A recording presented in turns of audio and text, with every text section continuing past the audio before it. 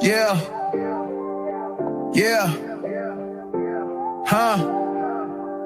It's on the mic, yeah. Zo in the zone, breaking down plays like I'm coaching from home. Women's game, rise and call it throne for the queens. I'm the conduit, connecting courts with big screens. iamzomedia, where the passion collide. Spotlight the hustle, bring the grind worldwide. From interviews to moves, the game's in my scope. Showcasing the greatness, inspiring hope. She cross up defender, step back, that's clean. Highlight moments, blowing up the whole scene. From buzzer beaters, the teamwork extreme. The beauty of the game, living out the dream. I break it all down, every pick, every roll. From the layups to the swishes, every hoop, every goal. Got the mic in my hand, got the stats in my soul. Women's basketball shining, that's the ultimate role. From legends of the past to the rookies today, I document the journey, every bounce, every play. Respect on their name, they redefine the trail. Prince with Zo Media, telling stories regale. Zo Media, where the passion collide. Spotlight the hustle, bring the grind worldwide. From interviews to moves, the game's in my scope. Showcasing the greatness, inspiring hope.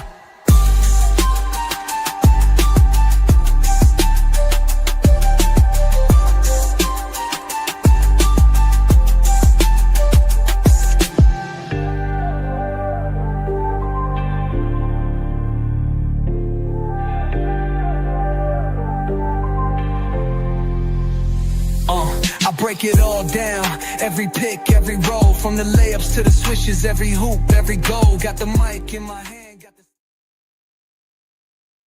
What's good? What's good? What's good? Welcome back to iamzomedia. I'm your host, Prince. This is another Chicago Sky postgame. Underwhelming postgame, I might add. But hit the like button as you come in. If you're not a subscriber of my channel, become a subscriber. If you're not a member of my channel, become a member. Great perks come with that. Just go to the menu, click the join button, check out the 4 tiers, and become a member of iamzomedia. Welcome in. A lot to get to. New day, same game. New day, same game. New day, same game, y'all. I'm sorry. Just new day, same game. Again, hit the like button as you come in. Comment down below. If there's something important you want me to get to, make sure you send through the super chat. But I mean, same day, different game, man. Again, let's get to the score. Again, Chicago Sky fall to the Phoenixmercury, 107. Another 20-point blowout, 107 to 86.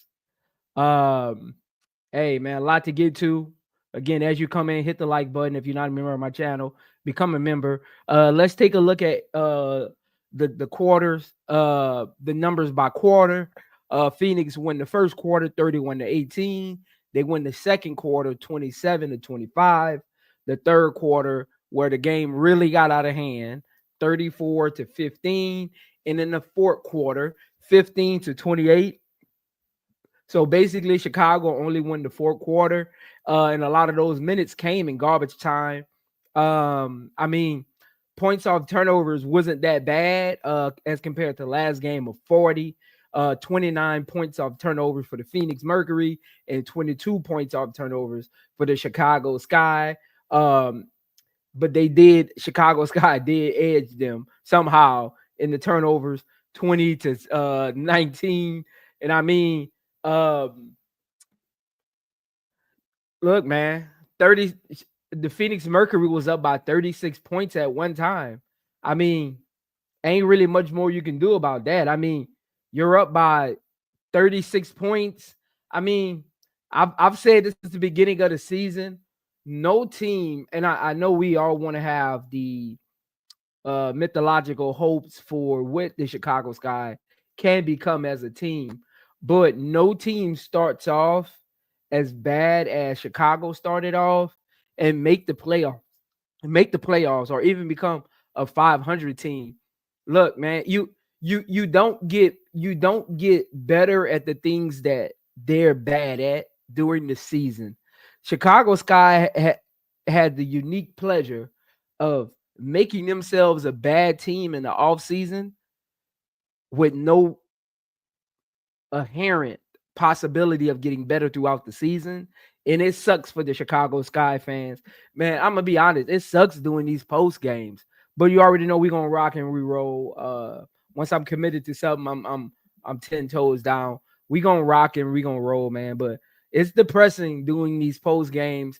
You want to come in here and give this person credit, that person credit. You want to give this person adulation. You want to give this person highlights, talk about the goods of the game and sprinkle in some bads. But when I cover Chicago Sky, I always notice there's a lot more bad than good. So it makes it kind of depressing, especially for someone like me who really wants to break it down and get in depth. Chicago's play style takes away from the breakdown, the in depth of what it should be. It's very weird. But again, man, very, very depressing. I mean, some of the pluses, they weren't trampled in points off turnovers.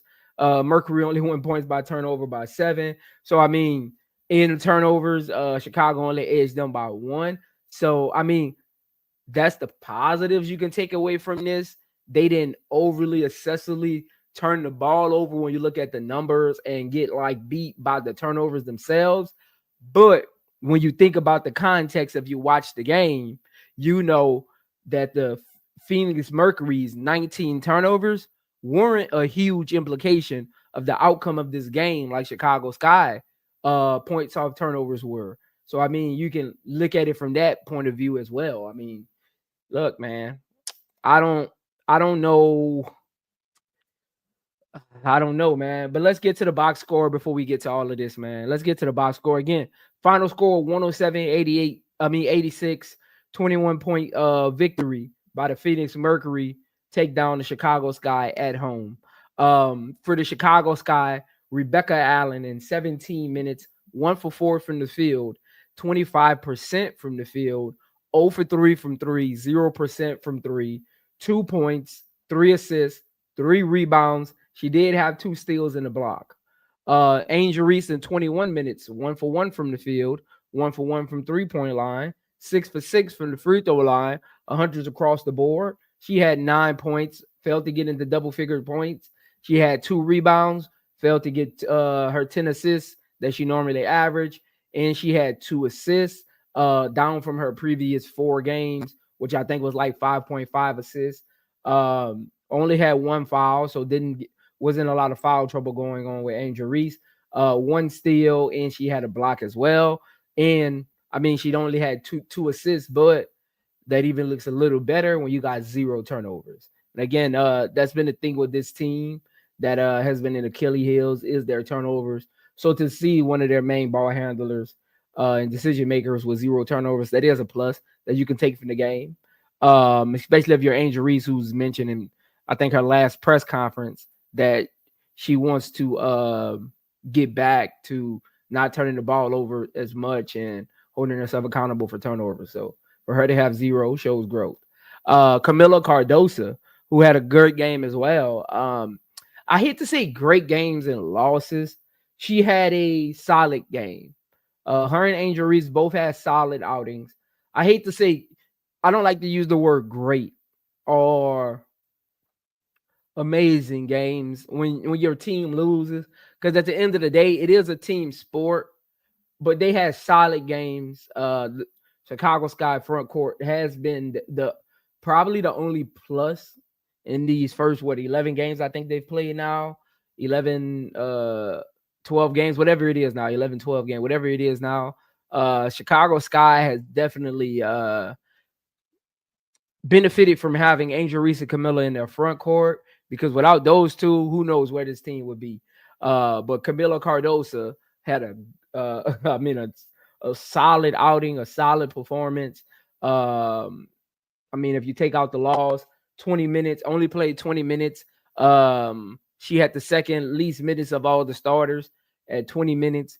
7 for 9 from the field, 3 for 5 from free throw line. You got to make those free throws though, Camilla. But she did snag 3 rebounds, 7 assists. She did have 3 turnovers. Two of them were kind of like steals by guards under the basket. You already know how that goes. It's not a steal, it's a block.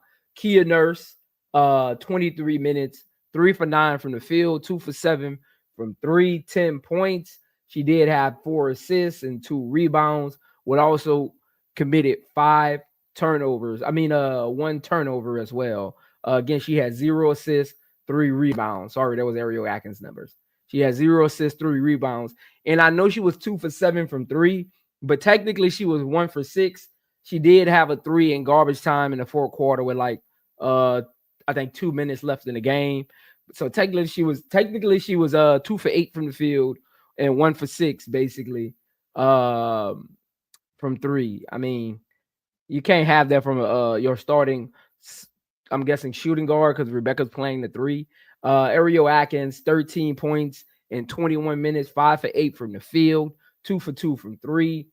She did grab 4 assists and 2 rebounds, 5 turnovers. Can't have that, Ariel. Can't have 5 turnovers and 4 assists. Bad assist to turnover ratio. haileyvanlith at almost 20 in 21 minutes, 1 for 6 from the field, 0 for 2 from 3, 4 points. I mean, E-Will, 19 minutes, 4 for 6, 8 points. Michaela Onweye, 23 minutes, 6 for 9 from the field, 1 for 4 from 3, 17 points. Rachel Banham in almost 18 minutes, 1 for 3, 3 points. Maddie Westbell in 15 minutes, 1 for 2, 3 points. Mo Jeff and Courtney out for the Phoenix Mercury. Satu Sabli in almost 19 minutes, 15 points. 5 for 7 from the field, 2 for 3 from 3. She did also add up 3 assists, 2 rebounds as well, and she only had 1 turnover. Alyssa Thomas in 21 minutes, 5 for 9, 11 points, 8 assists, 3 rebounds. We already know she's always flirting with a triple-double out there somewhere. Catherine Westbell, the sister of Maddie, in almost 20 minutes, 8 points, 2 for 8 from the field, 2 for 6 from 3. Kalia Copper, second game. I think this is her third game back. 23 minutes, 5 for 12 from the field, 2 for 6 from 3, 4 for 4 from the free throw line. She did add 16 points, 3 assists, 3 rebounds, 5 steals. She did have 3 turnovers though. Monique McConney, man, I like her. The Rook, 18 minutes, 3 for 4 from the field, 8 points. She did add in 2 assists and 4 rebounds and 3 steals. She did have 3 turnovers as well. But solid, look, man, solid effort from their Mercury defense as far as getting their hands on loose balls, pressuring them to start the fourth quarter. The first quarter, and we'll get into all of that. Kasha in 28 minutes, 11 points, 3 for 8 from the field. Kalani Brown, PJ Brown daughter, Kalani Brown, 17 minutes, 11 points. Sammy, the sniper, Sammy the sniper Whitcomb, 25 minutes, 17 points, 5 for 10 from 3. She shot 50%. She made 5 out of 10 threes. All her field goals was from the 3-point line. Natasha Mack, welcome back as well. 13 minutes, 1 for 2, 4 points. Masa in 15 minutes, 2 for 2 from the field. The other rookie, 6 points. Lexi Hall didn't play. Lexi Hell didn't play. And Megan McConnell did not play as well. And that'll do it for your box score. Again, final score for the Phoenix Mercury versus the Chicago Sky, 107-86. Again, hit the like button, man. We got a lot to get to. A lot to get to. Hit the like button, man. First of all,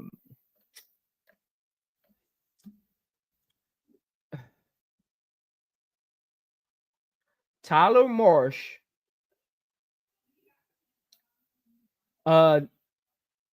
TylerMarsh needs to.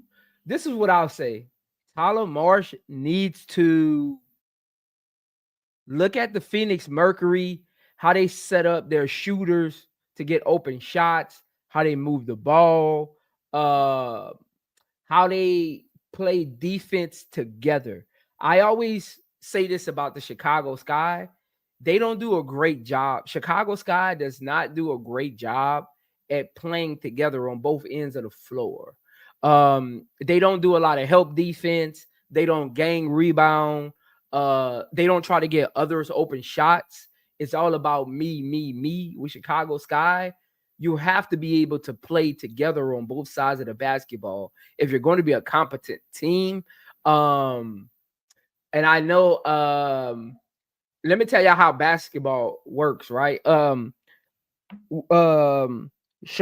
was saying that well, not, I don't think it was Showtime. I think it was some people that was on his panel just now. They were like, and no, Showtime said it as well.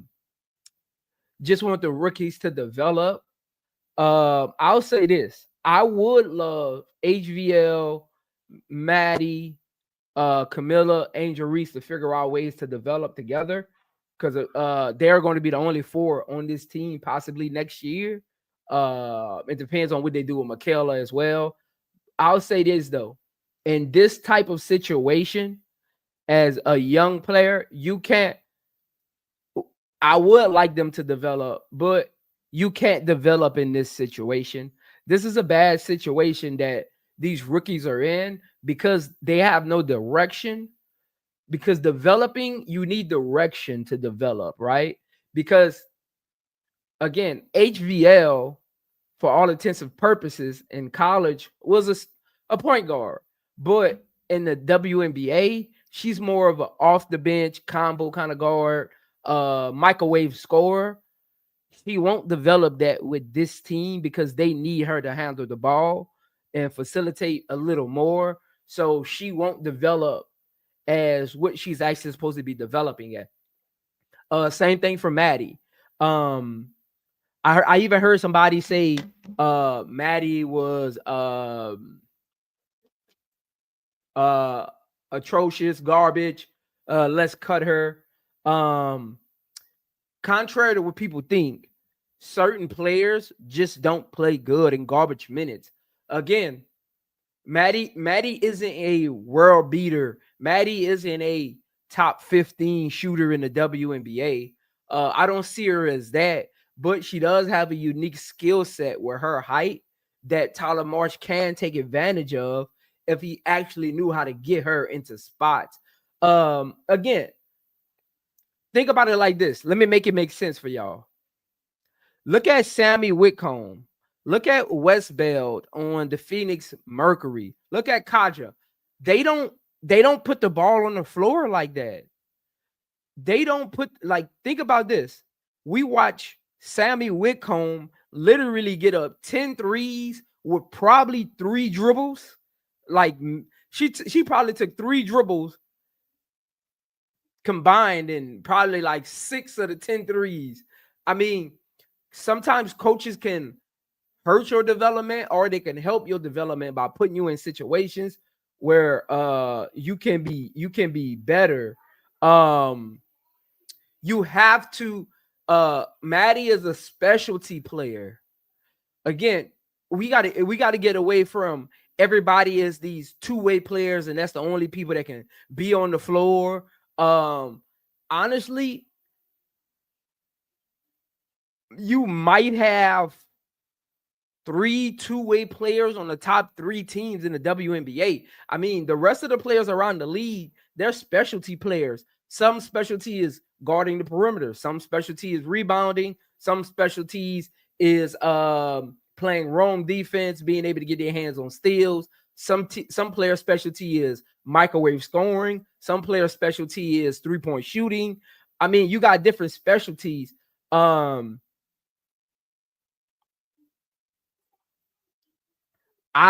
mean, it is what it is. Like, you just got to find a way as a coach to get your players in the best position possible.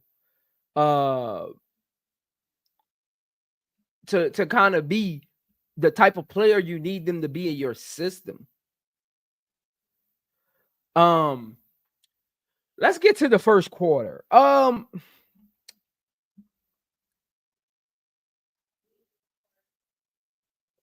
Chicago Sky,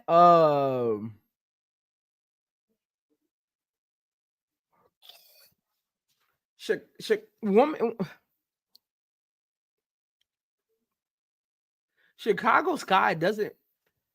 I don't know if it's a organizational thing, a coach thing, or just the type of players they have. Um, Chicago Sky doesn't play with fire. Like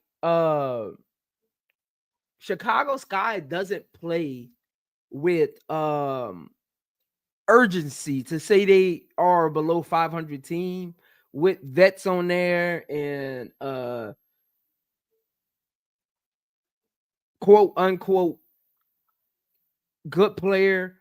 Um Chicago Sky doesn't play with urgency as a unit. I don't know why, because I watched them in the first quarter, and I was on the road at the time, but I watched the first quarter, and they don't play Chicago Sky. I'll be honest. Chicago Sky plays like they're the number one seed. Mentally, I'm talking about, not like how their play calling looks. Hell no. I'm talking about when I watch them play. Chicago plays like they are the number one seed. They don't play like the hunter. Chicago plays like the hunted. They play in a way where the mistakes are okay. We have firepower to get back in the game. We have defense to get back in the game. We got vets that gonna get us over the hump if it's a 5-point game to close out a game.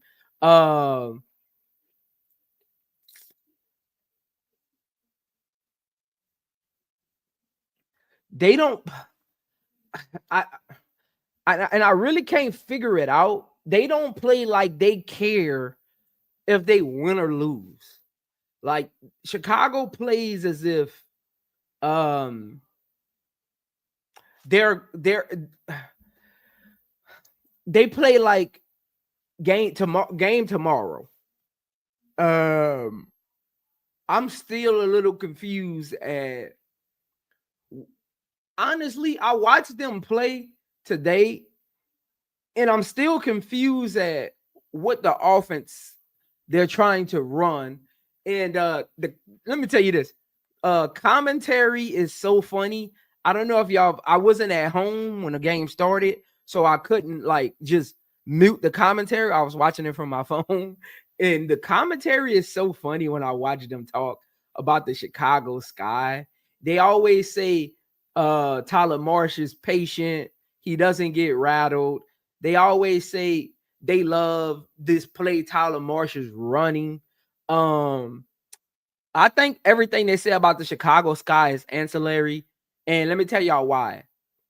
As broadcasters, you don't want to get on national TV and tell people how you really feel about a team that you're commentating on. You don't want to do that. So you find little windows and little moments where you can give some highlight to a coach. But notice every time they talk about, and I'm starting to notice this, every time people talk about Tyler Marsh, they always say he's keened, he doesn't get frazzled.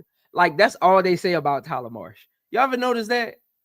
Because that's the only good thing they can actually say about them when they're commentating the game, because he brings nothing. Tyler Marsh is a coach that brings nothing to commentary. Like literally, he brings nothing to commentary. He doesn't bring this aspect of, man, this coach is great at adjustments coming out of halftime. He doesn't bring a, man, do you see how the ball moves when Tyler Marsh sets up his plays? He doesn't bring up, you can't bring up, man, they get a lot of easy shots for their shooters. Their shooters are an important part of their game plan.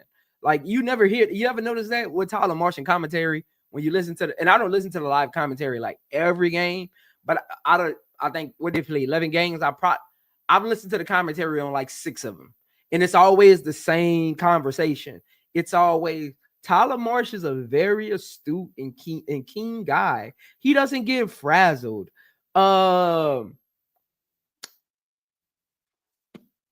If I'm Tyler Marsh and I listen to commentary,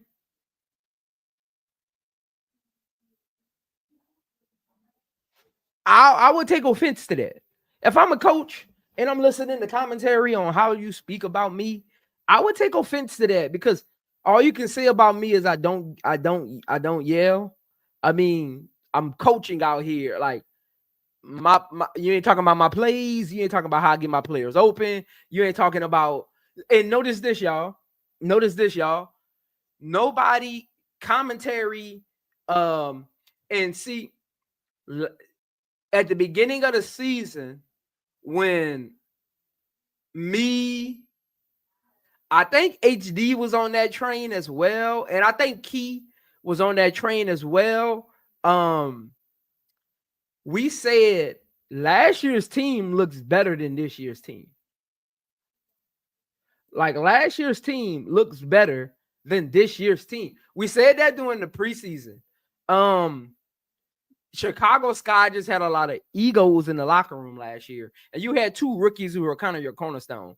So they had a lot of things going against them last year. Last year's team is even built better than this year's team. I would say this year you probably have a better locker room because you don't got a lot of noise in the locker room. But on the court, last year's team would beat this team by 20. I'm sorry. Last year's team would beat this team by 20, and it wouldn't even be close. It wouldn't even be close. That game would be over by halftime. It wouldn't even be close. I'm telling you, it wouldn't even be close. Last year's team would beat this team by 20. I'm sorry. Call it for what you want to call it. But we kind of talked about this in the offseason. And I was in the offseason, I was not happy with this team. I mean, if you've been around, you've seen my crash outs you go back and look at them. You've seen my crash outs about the team that they put together with Rachel Bannum and Kia Nurse and Rebecca Allen, and people walked me off the ledge because I was actually done with this team in preseason, and a lot of people walked me off the ledge where I had to start being more positive because they was like, man, we rooting for Angel Reese. We got to be positive. Now a lot of people are saying what I was saying in the offseason. There were a lot of people who were telling me to be positive is saying what I was saying in the offseason when they walked me off the ledge. Again, when you look at this team, nobody on this team sacrifices anything for the other person. Prime example, look at how the Mercury played in the first quarter. Look at how the Mercury played in the first quarter. When Satu gets the ball, she don't play with the ball. She knows this is AT's team. AT runs the offense. When Satu touches the ball, it's the score only. Satu doesn't touch the ball to set somebody else up. When Sammy Whitcomb touches the ball, it's the catch and shoot only. They don't depend on Sammy to set the team up. When Kalia Copper catches the ball, it's open shots, ISO buckets, and getting downhill only. They don't look to Kalia Copper to set the team up. Pay attention, and there's other teams I could have said that about as well that Chicago Sky played, but we're talking about the Mercury today. Pay attention to how the Mercury actually play. Everybody has a specific role on the team, and they don't go out their way to do somebody else's job, and the other people around them help them be successful at their job. I said this at the beginning of the season. Tylermarsh doesn't have an identity or grasp for these players' skill sets. I think I said this on like a couple lives back. I forgot which one it was. I was like, usually in the off season, when you play basketball and you get, if you play college ball, you probably know this, but like any ball in general, when you get to your first practice, we call it the training camp, the off season training camp. When you get to the first practice, it's not a lot of handling the ball going on. It's not a lot of plays being ran. It's a lot of get to know your players, especially incoming new players. Tylermarsh did a bad job at incorporating all of these players together. I think I said this on the live stream a while back. If I was Tyler Marsh, I would have called everybody into a huddle. I would have said, U5 and U5, go play. You got 35 minutes, go play. But as they're playing, I'm sitting at the table and I got 12 players shot charts in front of me. And wherever they shoot at, I mark right there. And I tally up wherever they shot on the court when no play is drawing. When no play is drawing in practice, players go to their comfortable positions on the court. They go to where they're comfortable because there's no play that tells me I gotta go to the corner. There's no play that tells me I gotta pass from right here. So you just put them in 5-on-5, 35 minutes and say, go play basketball. And I lay out 12 shot charts in front of me. And I start tallying where they pass the ball at. I put a P and I put an S for every time they pass or they shoot right there. And guess what I do? This is what I do. I call everybody in the huddle. I give the ball boy one of the sheets, whoever it is first. Let's say it's Angel Reese. I give him the shot sheet and I give him a bag full of cones. And I say, hey, wherever you see an S on here, put a red cone. Wherever you see a P on here, put a yellow cone. Once he lays it out, I tell everybody on the team, take a look. This is where Angel Reese passes the ball, and this is where Angel Reese shoots the ball. Hi, everyone. This is Angel Reese. I would do the same thing with Ariel Atkins. Now, remove hers. Go put these, hand the ball boy another sheet. Here go Ariel Atkins shot sheet. This is where Ariel Atkins like to shoot at. This is where Ariel Atkins like to pass at. Go put the cones. Hey, everybody, meet Ariel Atkins. This team has no true identity of who they are as a team.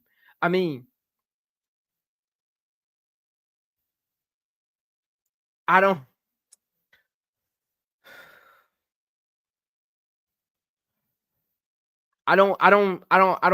know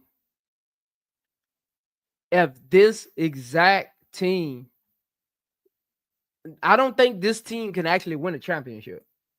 Like, even with development, let's say they keep 6 of these players. See, this is the thing though. When you hire a new coach,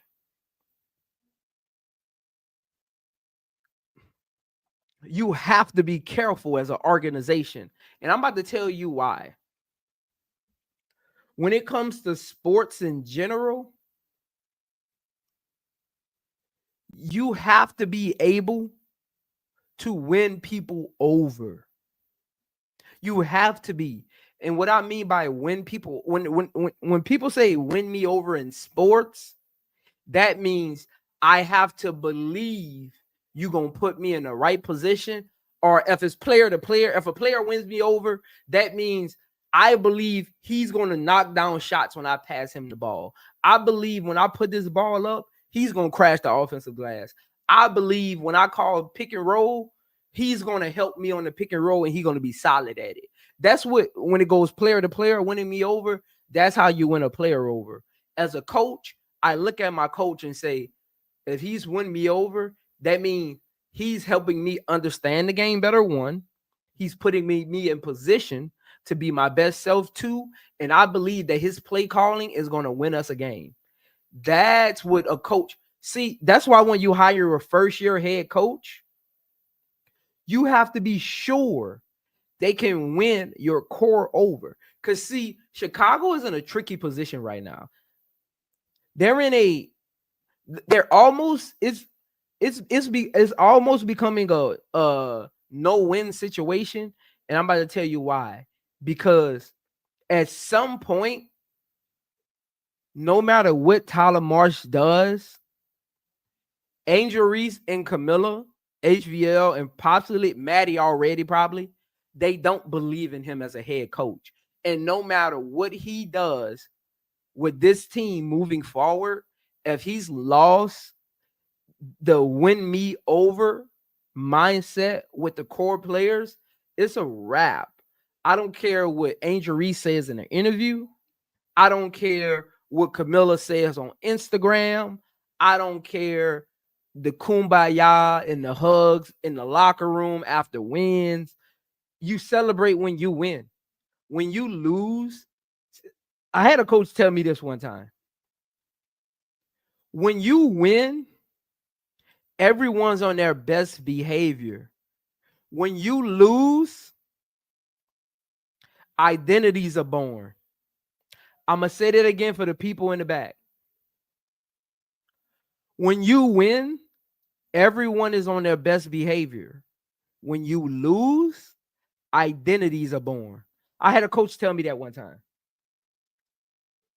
When Chicago Sky loses, that lets me know the identity of this team because how they ingratiate themselves moving forward.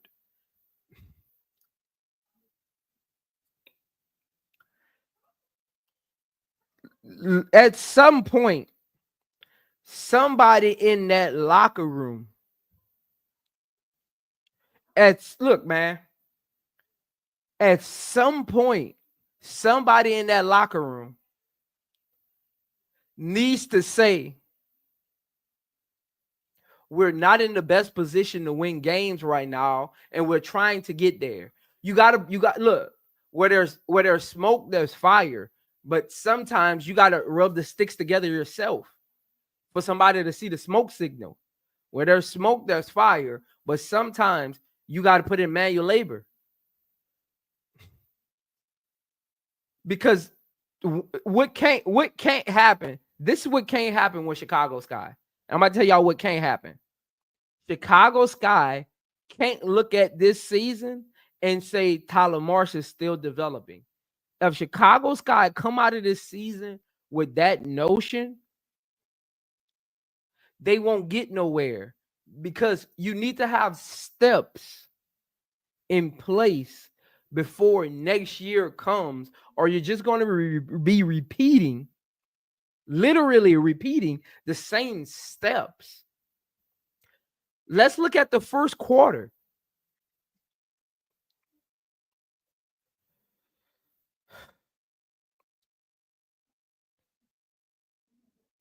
Chicago Sky. See, see, the thing about it is, I'll tell you, the seasons, when you play basketball, right? The seasons are long. I always say this. I say this a lot. Y'all probably heard me say this a lot. You don't know how bad a team is at something until a team wants to expose it. See, that's why every game, that little saying, every game is different. That's why every game is different. The Liberty knows Chicago can't dribble. The Fever knows Chicago can't dribble. The Mercury knew the first time Chicago can't dribble. Dallas knows Chicago can't dribble. Who else they've played? Connecticut knows Chicago can't dribble. The Mystics know Chicago can't dribble. You want me to tell y'all why y'all just figuring out that Chicago can't get the ball past half court? Because the Mercury decided we're on the road and we're trying to maintain a top 3 seed. We got to start the game off with a lead and relax after that. Let's go up big and then we can let our foot off the paddle. What Chicago Sky seen in the first quarter is literally a playoff type of adjustment. When you're playing basketball games throughout a season, anybody in who's played basketball probably knows this. You don't play to beat the other team when you're in the season. That only happens in the playoffs. During a season, you play to win the game, but you're also trying to play to your strong suits, not the other team's weaknesses, because you want to build a system of consistency with your offense and your defensive sets according to your type of team build. The Mercury literally went out. I've literally watched like 6 Mercury's games. I've never seen a Mercury press like that in the first quarter. The Mercury literally came out there in a full court press in a professional basketball game. You never see that, especially in a regular season against a team like Chicago, with a team like Mercury, who is in the top 3. You don't see teams like that full court pressing a team below 500 12 games into the regular season. You know why they did that? Because their coach, shout out to Coach Nate. He had a game plan of let's get up early because they turned the ball over, and then we can go through the motions after that. And that's what happened. See, that's why when I do my film breakdowns, I show y'all things that y'all might, and again, I get it. Everybody don't think like me. Everybody don't, I mean, it ain't even got to be me. Everybody don't think like the man next to them. Sometimes you might see something that's good that I might see that could turn out to be a bad thing. Sometimes I might see something that's bad. I mean, that's good that you might say later down the line. See, Zoe, I told you that was it. See, Prince, remember I told you that. So again, there's no right or wrong in these analytical situations when you're analyzing the play. But I said at the beginning of the season, we don't got a lot of ball handlers on this team. I said at the beginning of the season, HVL. I mean, I've been saying this since the first preseason game, and people have been telling me, nah, Zoe, she played point guard in college.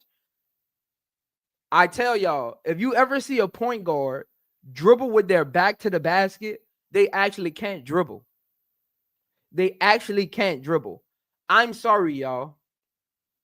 HVL can't dribble. I'm sorry. And look, when I'm doing post-game press conferences, one thing we got to stop doing is saying, when I'm making analysis, stop saying, but Prince, that ain't the reason we lost. I'm breaking down the game. There's blame to go around. I'll get to every player. We're just talking about the pros and cons of this specific game. Don't come in the chat saying, Zoe, HVL ain't the reason we 3-7 or whatever it is. No, we're talking specifically about this game. HVL can't dribble. Literally. She literally can't dribble. It's amazing to me. It amazes me how that wasn't really exposed a lot in college. It amazes me how it wasn't that much. When she was at LSU, was exposed a little bit, but at TCU, I know it's a weak conference, ain't a lot of defensive point guards. Well, I'll say this. Texas showed you HVL can't dribble. Texas was the only team during the regular season of last year's college basketball that showed you HVL actually can't dribble, and that's no fault of her own. They want her to be a point guard out of necessity for her height, and HVL is a talented offensive player, so you got to find a way to get her on the court, and to get her on the court, she has to be at the point guard position, but she's not really a point guard you want running the show. HVL needs to be a start-stop guard. She needs to be a change of momentum kind of guard. HVL needs to be the thing that Tylermarsh is going about it the wrong way with HVL is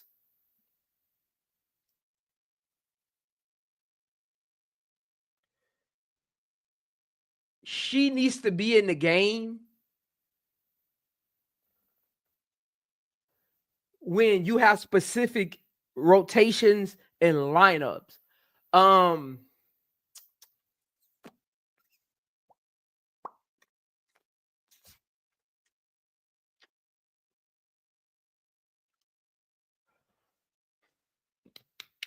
HVL needs to be in the game with. I'm actually about to tell you who HVL needs to be in the game with, and I'm about to shock some people.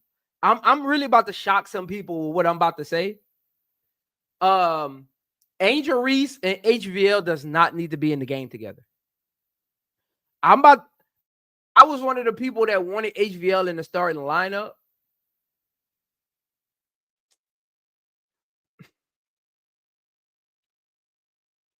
I watched the game today, And I'm starting to really get a feel for Angel Reese's best assets as far as like what she brings offensively. And I'm starting to get a better understanding of how HVL likes to attack the rim. I'm starting to get a better understanding. Angel Reese and HVL can't play together. Because when Angel Reese is in the game,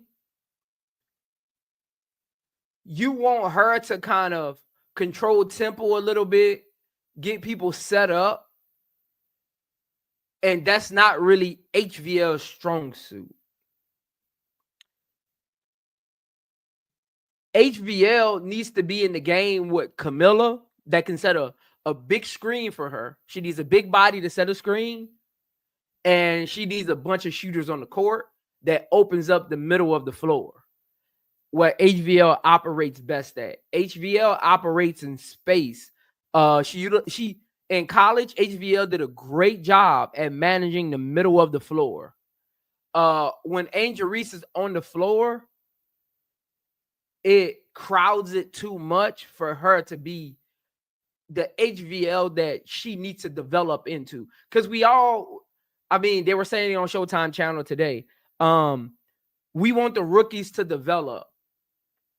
HVL needs to develop into a consistent off the bench threat.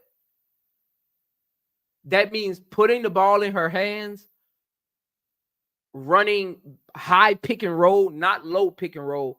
Don't run pick and roll with HVL at the elbow. Run pick and roll with HVL at the high break, because HVL is a quick little guard. Like, HVL can get to the rim quick with the best of them. Like, she's quick at getting to the rim. So you want to put shooters in both corners. Bring Camilla to set the high break screen. High break is literally right in front of the logo, basically. High break is between the logo and the top of the three-point line. That's your high break. You want Camilla to set the screen right there. You put an additional ball handler on HVL's weak side, because that's where teams are going to probably try to force her to go. HVL needs to be,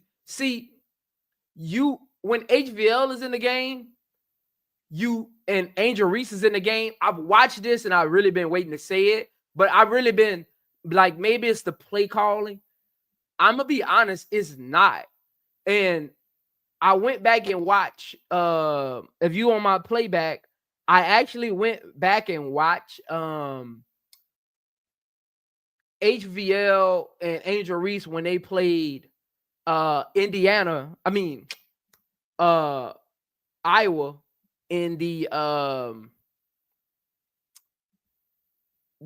I think it was the Elite Eight against Caitlinclark the second time. And I really paid close attention on my playback. If you was on my playback, we watched that game. I paid close attention to Angel Reese and HVL's offense. It's some of the same things. You gotta stagger their minutes, especially if you're not going to have another point guard on the floor. If Vandersloot was a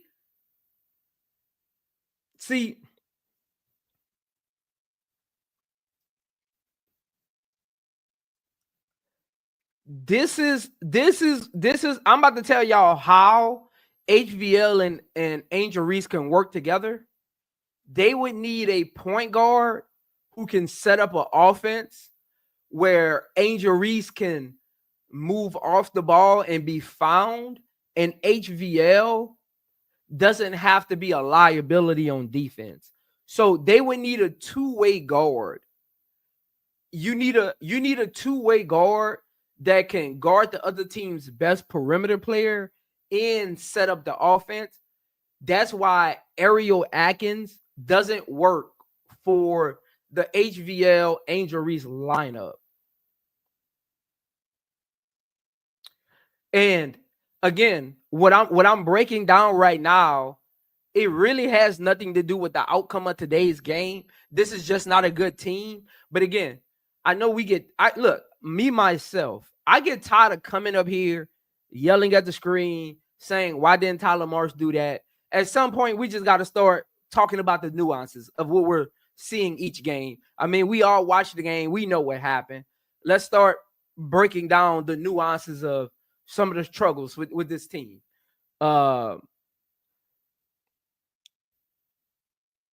Ariel Atkins, HVL, Angel Reese doesn't work offensively. Defensively, it works because HVL doesn't have to guard a good perimeter player. She got Angel Reese behind her to help with the roam. She got Ariel Atkins guarding the other team's top offensive perimeter player. So on defense, that lineup works. But offensively, it doesn't work because it becomes a stagnant offense. And I'm about to tell you why. For Angel Reese to be her best self, she has to be in some way or form part of the initial offense. For HVL to be her best self, she needs the ball in a open floor downhill offense. For her to be her best, the HVL we want, that's the offense she got to be in. Y'all want to know why? And I went back and watched that game, and I know I was supposed to do my breakdown, but I really wasn't. I wasn't in the mood to do a breakdown. I know I was supposed to do my breakdown of the Connecticut versus Sky game, but I just wasn't in the mood to do it. But I did go back and watch it 3 times because I had to get the clips together. And HVL did something in that game that she's been struggling to do. See, HVL had 16 points in that game, but what nobody mentioned was she shot well from 3. HVL is not a great catch and shoot 3-point shooter. Go back to college.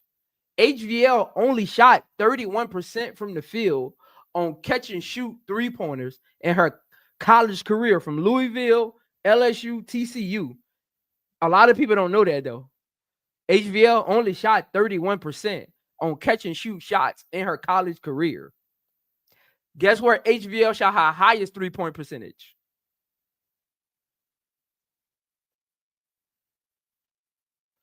With the ball in her hands, dribble, drive, pull-ups, pick and rolls. The ball is in her hand. If she's in the action, HVL is great at creating space, stepping back for a 3. HVL is not a great catch and shoot player because she needs a high usage rate to be HVL. And the only way you can get that is if she doesn't play with Angel Reese. But you can still get it if you got another point guard out there to set both of them up so Angel Reese isn't just standing in the corner, because that's why her and Angel Reese don't work well together offensively. That's why it's a struggle, because Angel Reese isn't a floor stretcher, and you do Angel Reese no good by her just standing in the corner, HVL going one-on-one and just passing to Angel Reese out of double teams when she get downhill. If you watch HVL, the only time she's really getting assists, watch HVL's assist. They come when she's trying to get downhill, she gets in trouble, and she kicks it to somebody cutting, or she kicks it to a shooter wide open once she gets double teamed. If you ask HVL to do that in a standard offense of just motion, the wheel waggle offense, whatever you want to run, it will struggle because she doesn't know how to shift the defense. She's great at drawing a double team, not shifting a defense. HVL is great at drawing double teams because she's so shifty and she can get downhill with the best of them. It could work. They could work together. They can't work together with this coach. Because it could work if you have Angel Reese being the trailer. See, if I was Tylermarsh, I would have Rebecca Allen set the screen for HVL, because now you can't double HVL off of the screen because Rebecca Allen is a 3-point shooter, right? I would have Angel Reese. Remember, I talked about if you got HVL in the game, you have your 2 shooters in the corner, and you have another ball handler on her weak side. I would put Angel Reese right there and let Angel Reese be her trail outlet when she gets downhill, because once Angel Reese gets the ball off of the double, all she got to do is 1 power dribble layup or 1 power dribble floater. Now Angel Reese is becoming the trail man behind HVL's point of attack. And Angel Reese, high IQ, she can position herself to be in HVL's eyesight for the double. When HVL draws the double team, like I said, HVL can draw a double team with the best of them when she get downhill. Now you have Angel Reese who can make the hockey assist to your corner, your shooters in the corners. Now your floor is spread.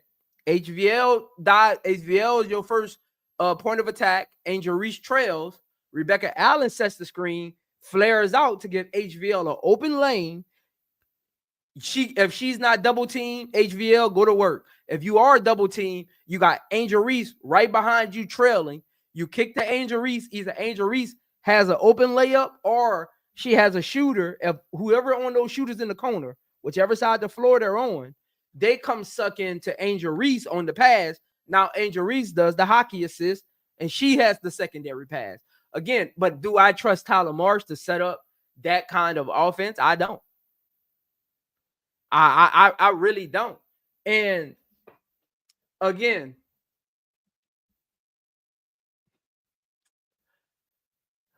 watching today's game, there's 2 parts to this. Watching today's game, appreciate I like Pink for the $4.99 super chat. This is why you're one of the best WNBA commentators, Prince. You can break it down because we really know basketball. We appreciate you. I appreciate that. I like Pink. Appreciate the $4.99 super chat. Appreciate it as always. Appreciate it as always. She watching today's game, I'll say this, man.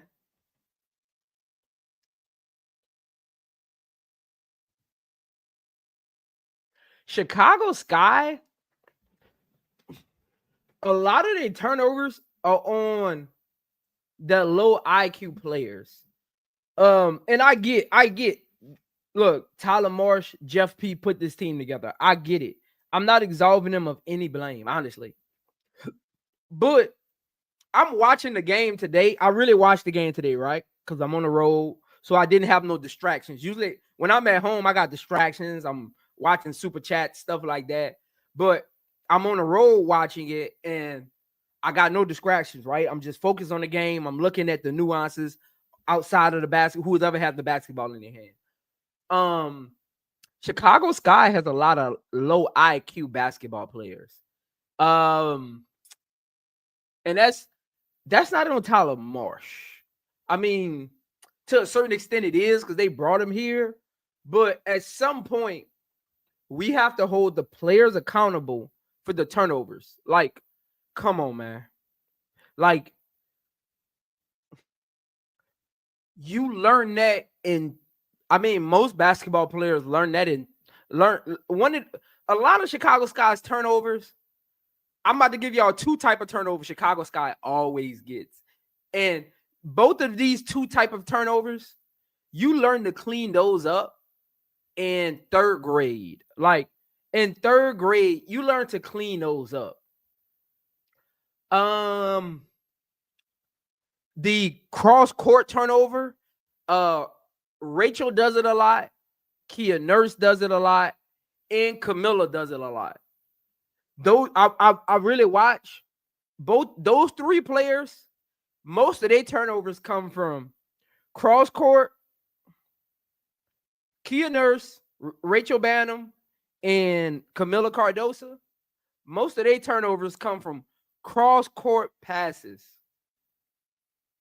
Trying to pass through 2 defenders like you're throwing a football. and you're trying to fit it into a tight window. Most players learn that in like 3rd, 4th grade playing travel AAU, right? Never make a cross-court pass unless you have a clear sight of vision. Chicago forces a lot of cross-court passes that end up being turnovers. The second one is, again, you learn these type of mistakes. You clean these up in middle school, literally. Passing into the paint while you're in traffic. Angel Reese does it a lot. Michaela does it a lot. Ariel Atkins does it a lot.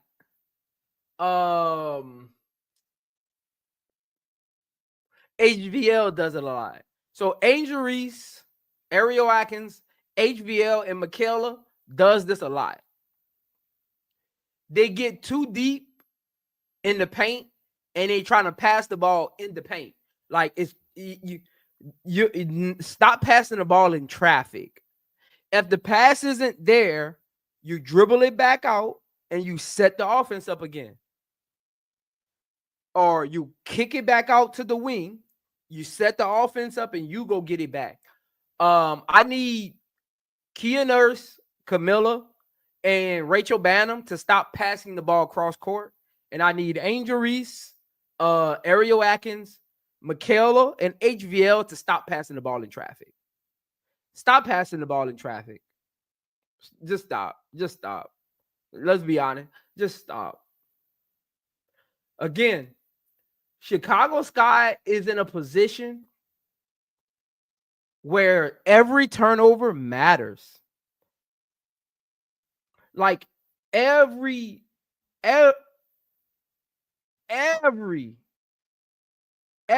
turnover matters. Chicago Sky is not in a position where they could come back from a 12-point deficit. They're not in a position for that. So that's why I don't understand why there's no urgency with this team. I don't understand why there's no urgency with this team. I'm confused at what is supposed to be a solid team with playoff aspirations, and the GM and coach coming out in the press conference saying we have playoff implications, to come out with a below 500 record with no urgency. Like, where's the urgency to win? Because I'm gonna tell you this. Look, I'm gonna be honest. Again, I had no distractions, so I was really watching the game. The Mercury did nothing. Look, this is what always confuses me when I watch Chicago Sky play.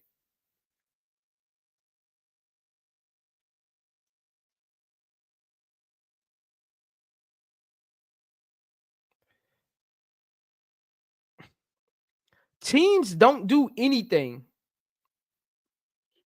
Teams don't do anything unique against the Chicago Sky. They just play them to their weaknesses. They know they're horrible on defense, perimeter shooting, so they pack the paint. They know they can't guard the perimeter on the other end, so they run a lot of screens for 3-point shooters, and they know they're gonna turn the ball over, so they play passing lanes. If I'm Tyler Marsh as the head coach, I have to know those 3 things. I have to know teams pack the paint on us because they don't believe in our 3-point shooting. Teams try to get up a lot of threes on us because we don't guard the perimeter. And teams play the passing lanes because they know we're going to turn the ball over. So if I'm Tyler Marsh and I'm the coach, guess what I would do? I would use all 3 of those things to my advantage. Oh, you going to pack the paint and force us to shoot threes? Great. Guess what that means? If you going to pack the paint Now I can run a lot of elbow action. You pack in the paint. I don't need to see. What I've noticed about this team is they get caught up in the threes because teams pack the paint. No, take advantage of the mid range first, and then you extend the floor. See, a lot of coaches, Tylermarsh in general, has done a bad job at getting his team to understand you have to stretch the floor by starting inside out, not outside in. You stretch the floor by starting inside out. Oh, you want to pack the paint? See, that's how you make coaches make. See, that's why coaches don't have to make adjustments against Tylermarsh, because he starts his game plan outside in. No, started inside out. Oh, you want to pack the paint? Great. I'm going to run a lot of elbow action. I'm going to run a lot of short corner action. And guess what that does? That player that keeps trying to double team, sooner or later, their instincts will kick in. They'll say, oh, she keep trying to get a shot right here. And guess what they'll do? Now we can continue to stretch the floor. Now we can get to the three-point line. And once that defender who was guarding at the elbow starts saying, oh, she wants to shoot threes from the left wing, let me creep up a little more. Their instincts start to kick in. See, as a coach, you have to make players use their instincts. That's where the adjustments comes in at. You have to realize basketball players, again,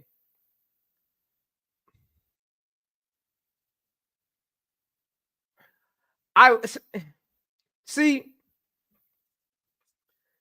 this is one thing, and I know everybody, look, I know everybody doesn't play basketball. Everybody doesn't have the opportunity. Some people can probably shoot great, right? Some people probably have a great instincts for basketball, but they didn't have the opportunity. And it could be from financial means, it could be from talent, it can be from height, weight, whatever, pigeon toe, all of that, you know, no athletic ability, family traits, hereditary things, like, but sometimes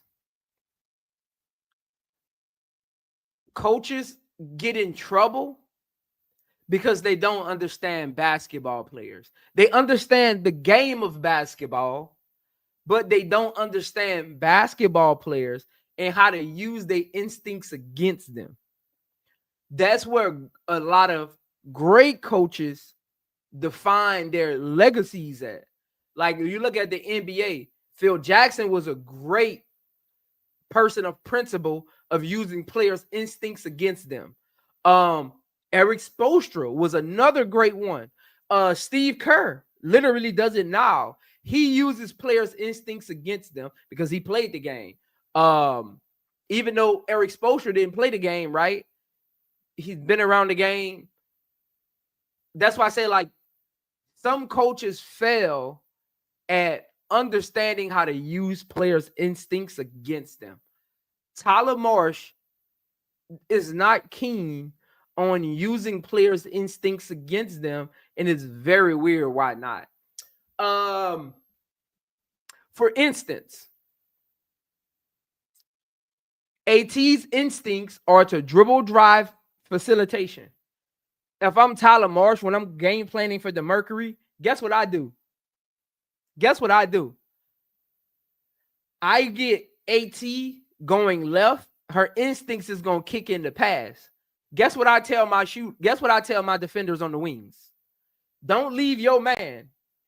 Play off your man and play the passing lane, because the ball coming. If she sees you face guarding them, she's not going to give them the ball. You have to play off your man, but play passing lane, and you're going to get some steals off of AT, because her instincts is going to kick in. Oh, they double team me in the post, instincts kicks in. I'm going to kick it out to a shooter. Again, you have to be able to use players' instincts against them as a coach. And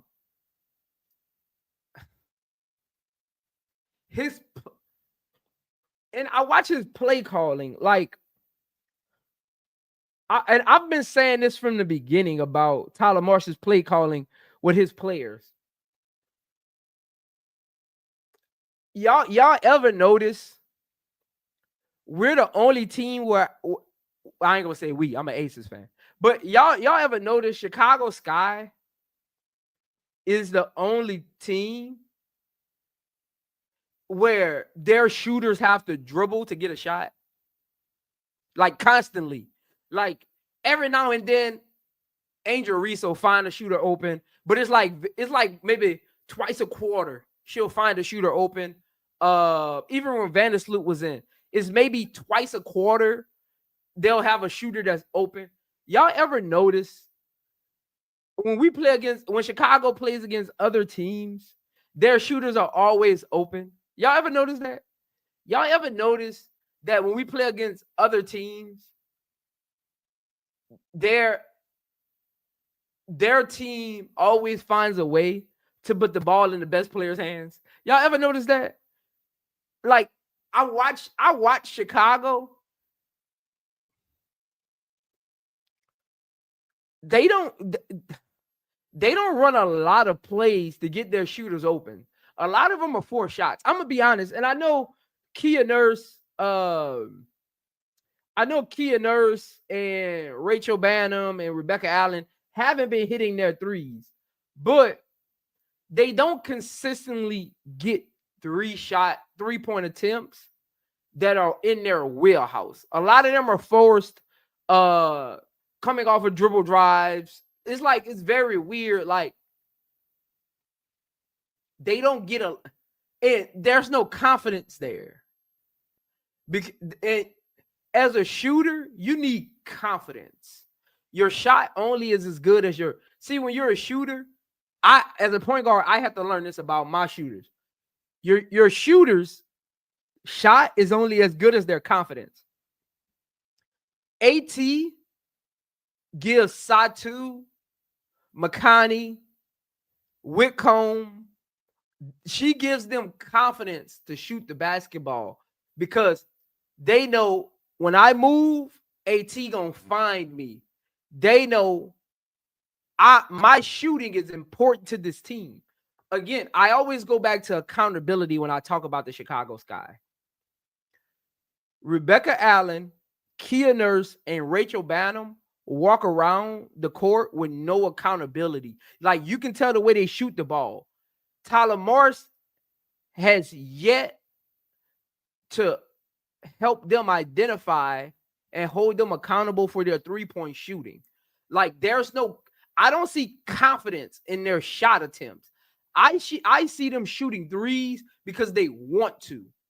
I don't see, like, I'm watching Sammy, and it really hit me. I've been thinking that, but it really hit me today. So I'm watching Sammy shoot the ball, and I'm like, that's confidence. I'm watching Shifka shoot the ball for Mercury off the bench.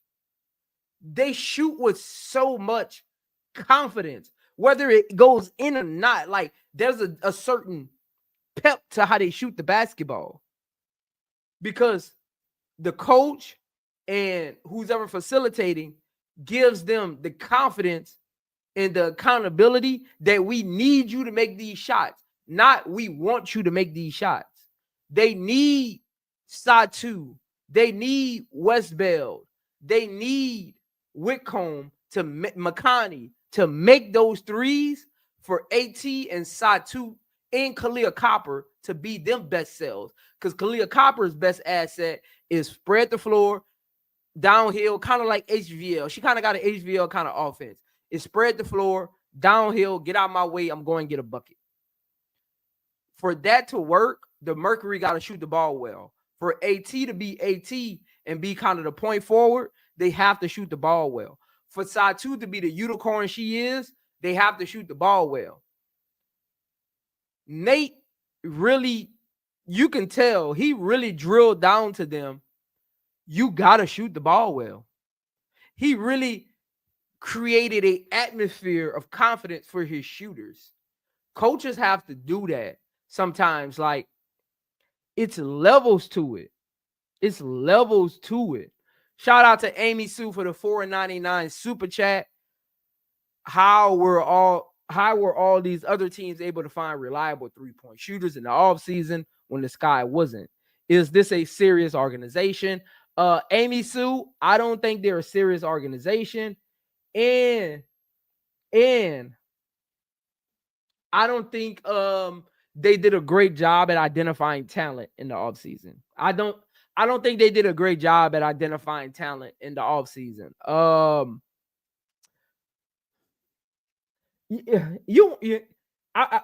Look, I'm about to make y'all think about something that some probably people have, but they don't got a channel, so they probably never said it. Or I'm probably gonna be the first person to say this. If you're depending on HVL to be a scoring threat for you to win games, you're losing. I'm sorry. If you're I'm gonna say it again for the people, and this is not no knock against HVL. Again, HVL is a rookie, and she's still trying to find her way. But I need y'all to really think about this. Chicago Sky, and again, for all intents and purposes, let's be all the way 100 here, right? And again, this is no knock against HVL. I actually like HVL. I was rooting for HVL. I do think, I was one of the people pushing for HVL to possibly win 6 Woman of the Year. I think she has that kind of talent. But if you're depending on a rookie HVL who still hasn't figured out how to play basketball at the professional level yet to be an important part of your offense, you're losing. I really need y'all to think about that for a second. Chicago Sky is depending on HVL to be an important part of their offense. You're losing. I'm sorry. You're losing. Let's call a spade sometimes. I mean, it is what it is. She's still learning, she's still developing. And again, let's be honest here, y'all. Let's be totally transparent. And again, this is nothing on HVL. You can't control who drafts you. You can't control where you fall in the draft. But let's be honest. Nobody, and remember, I do the draft breakdowns. So I go through all of the top players on everybody's list throughout the country. I've watched ESPN's to Tankathon list. I've watched beat reporters and on every team put out lists. Nobody, go find me one article. Go find me, and look, if you can find me an article, I'll give you props and I'll put it up on my next show. No one, no beat reporter, no scouting analyst, no TV pundit, no team scouting department, no personnel department, no website had HVL going in the first round. Find me one that had HVL going in the first round leading up to the draft. A week before the draft, once Olivia Miles and Latson and all of them stayed and started moving around, that's when it became apparent that, HVL might be a first round pick.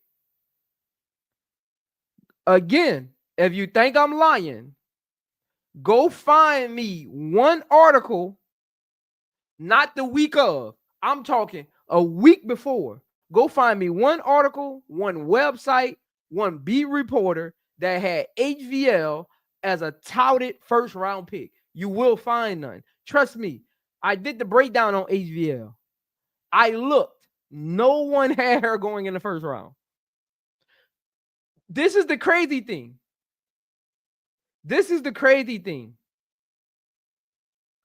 No one, some people, look, in chat, tell me if I'm lying, chat. Some people had HVL going undrafted. Chat, you can tell me if I'm lying. If I'm lying, I'm flying. Some scouts, some mock draft reports had HVL going undrafted. Let's be all the way 100. See, you got to look at it for what it is. The moment you, and again, This isn't about what I'm saying.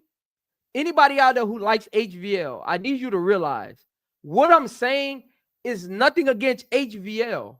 What I'm saying is when we looked at this team in the preseason, we had this nostalgia kick in of, man, they're gonna figure it out because they got Angel Reese and Camilla, and then we get Vandersloot, and they got a two-way player, Ariel Atkins. They are gonna figure it out. But when you actually sit back and truly analyze this team, when you truly, like, again, when you truly just sit back and analyze this team, you really get to see this team for what it is. It's a bunch of misfit players that's struggling to stay in the league. Rebecca Allen is on Rebecca Allen.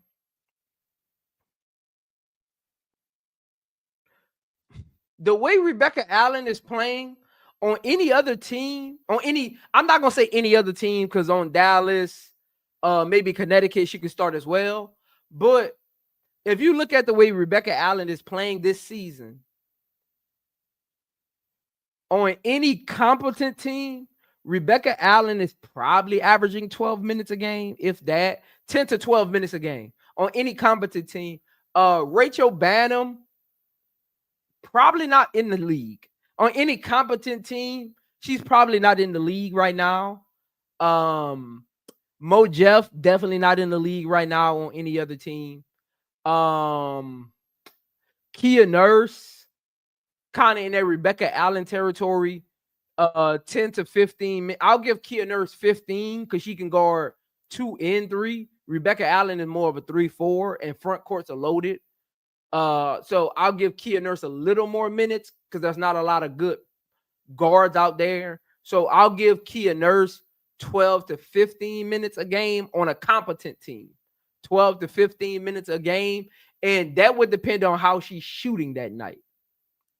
See, on Chicago, Kia Nurse can go 0 for 4 and still get 30 minutes. On the Liberty, Kia Nurse can't go 0 for 4 and get 20 minutes. On the Aces, Kia Nurse couldn't go 0 for 4 and get 20 minutes. On the Lynx, Kia Nurse couldn't go 0 for 4 and get 20 minutes. On Seattle, Kia Nurse could not go 0 for 4 and get 20 minutes. So when you look at it for what it really is,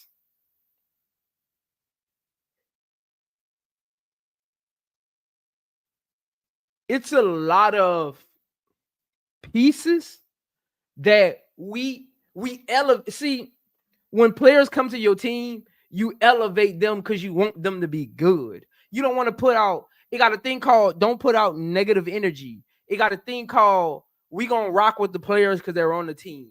It got a thing called fanfare, right? Some fans might like those players. So you turn blind to some of the nuances of negativity, right? We'll call it the nuances of negativity surrounding a player. You turn off the blinders on those, right? You become numb to those things because your focus is on all the positivities because they're on the Chicago Sky. You're rooting for them. You give them. It's like if in the offseason, Kia Nurse shooting percentage went from 32% to 37% in our head, right? Because you're rooting for the players. But when you really sit back and look at this team, I don't understand what was the goal here. I don't understand what is Kia Nurse and Rebecca Allen's mission on this team.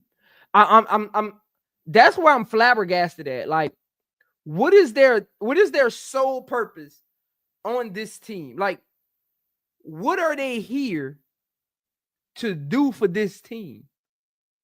Is it a leadership purpose? Is it a stretch the, like, what is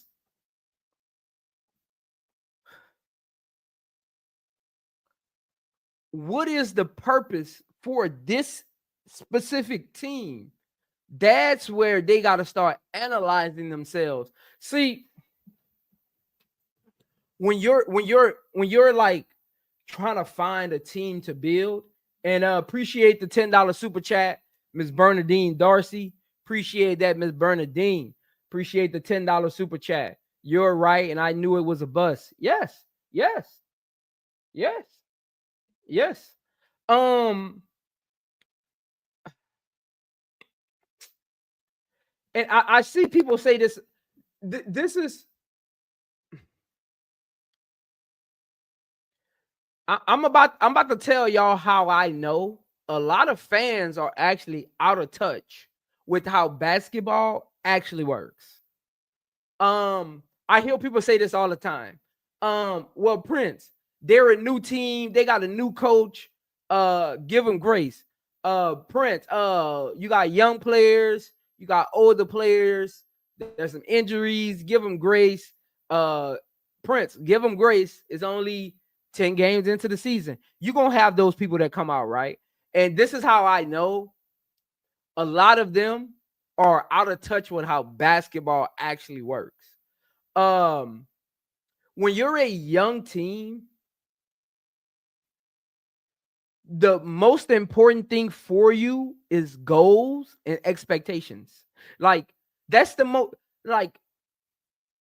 that's the most asinine thing not to do with a young upcoming or rebuilding team is not have goals and expectations. Like look at the Mystics. Goals and expectations. The goals is get the ball to Sykes, Kiki open in the post, get it to Kiki, get Citron her touches. The expectation is we gonna play hard and we gonna play as a team every night, and we not gonna give up. Like I think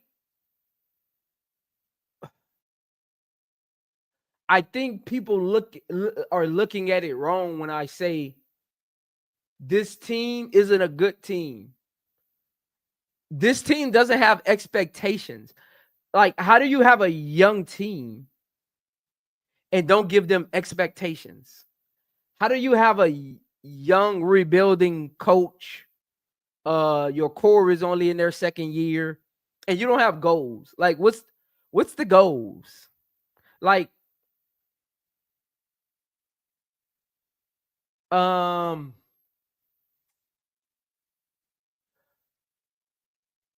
what's the goals? Like,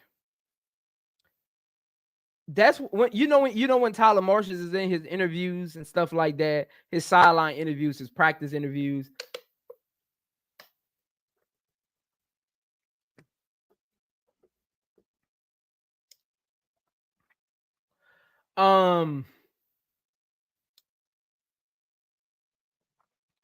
I want Tyler Marsh to start setting goals. Because when Tyler Marsh gets, just like when he got asked about Angel Reese in the offense, right? Like if he had expectations and true goals, see, I watch how coaches talk about players, and that lets me know they don't have any concrete. They either do or they don't. When coaches get interviewed and they talk about players, I pay attention because it lets me know if they have concrete expectations and goals for players. When Tyler Marsh gets interviewed about Angel Reese or asked questions about Angel Reese, right? One of the things, if he had expectations for Angel Reese, and this would be just for me watching afar, this would be my expectations for Angel Reese. If the reporter asks me, "Hey Prince, how's Angel Reese been playing this season? What's going on with her? Is her points per game where you need them to be? Is she in the offense being phased out, phased in? Do you think she needs more minutes? Things like that." If I got goals and expectations, I don't dance around that question, because my goals and my expectations for Angel Reese, I'll find a way for it to align with the question if they're concrete, right? Because if he had expectations, for example, it could be expectation for Angel Reese is leading the team while on the court with her energy. It could be being more of a point forward, initiating the offense, finding Camilla down low, getting at the shooters. It could be grabbing the board, running the offense, getting downhill quick. It could be finding ways to get a 10-foot jump shot consistently throughout a game, right? And if the reporter asks me, hey Prince, I noticed how do you feel Angel Reese is playing this season, right? Anything that she needs to improve on, anything she's doing well. Guess what I would say? I would say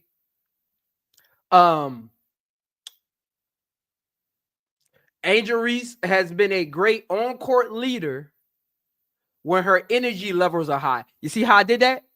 I would say Angel Reese has been a great on-court leader where her energy is high because she knows the team follows her lead according to her pace and her energy and her mindset on the court. We follow her lead when it comes to mindset on the court. If she's out there doing the dirty work, we do the dirty work. We got a responsibility as a team to understand specific roles and expectations. I want to see Angel Reese. I know we want Angel Reese to get her points per game up, but in the offseason, me and Angel Reese talked, and we had an expectation. You grab the rebound, you go get in the quick offense. Find the cutters, find the open shooters, hit Camilla down low. I want to see Angel do that a little more. We had the expectation of Angel Reese taking at least 3 to 4 10-foot or out jumpers per game. Right now, she's averaging 1.7. I need to do a better job as a coach of getting her more open shots, and I need Angel Reese as well to help me get her better shots by being more aggressive on the offensive end when she's open and taking that shot. You see, that's what coaches say when they have expectations. You see how I said that? You see how I said that? Nobody in this chat probably got misconstrued by nothing I just said. You see how I just put that? That's how good head coaches put goals and expectations in concrete and add them to any questions asked about a player. They stick to the expectations. They don't get outside of the question, and they understand the goal for this team to win. I mean, I don't know. Even when it comes to Camilla, I don't even know. Even when it comes to Camilla, I don't even really know what his game plan is for Camilla, right? And what I love about Camilla,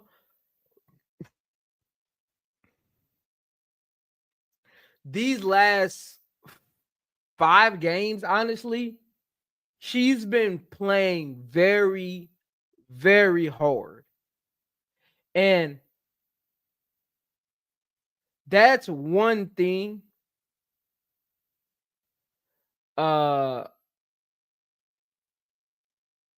That's one thing that when it comes to Camilla, I was always on her about. Playing hard, start to finish. Stop walking up the court. When you got a mismatch, be aggressive and call for the ball.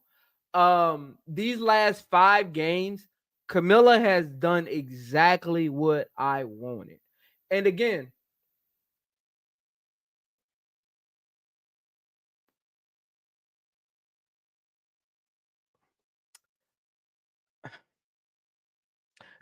I've had to adjust to this with my audience. I've had to know what I've had to adjust to with my audience. I've had to adjust to I do have a lot of experience playing basketball, and I have been in a lot of systems. I have played with a lot of players. I have played under a lot of coaches. I've probably played for 20 to 25 coaches in my career. So sometimes I've been in situations like Chicago's in right now, and sometimes I might say something, but I'm probably 2 steps ahead of what your normal subscriber or casual fan is thinking. And I've had to adjust to that and realize, Prince, they haven't seen or been in that situation. It's probably going over their head, and they probably think you're thinking too deep about it. So I've had to adjust to that. I've really had to, because I used to be in my feelings. I ain't gonna lie. I'll be vulnerable right now. I used to be in my feelings about that. I used to be in this. Are they disrespecting what I'm saying? Like I didn't play the game? But I've come to realize they're not being disrespectful. They just didn't experience, or they don't see it coming yet. They're not, they only know what they know. So I really had to come to grips with that. Same thing when it comes to Tylermarsh. He has to figure out how to get experience in understanding basketball.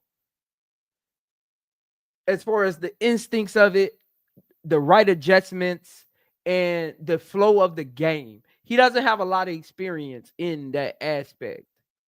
And he struggles with that. And I think that's a huge problem with him.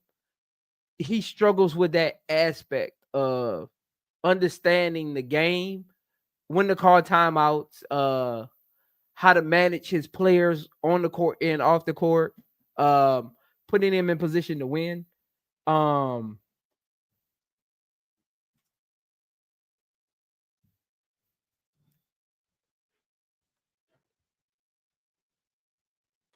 That's another example of incompetence from a head coach. Your head coach has the responsibility. See, this is where I don't give Tylermarsh a pass for. Just watching today's game, you have a responsibility of letting your team know we're down but not out. If you watch Chicago play, like this is something that I was thinking about while I was watching the game today.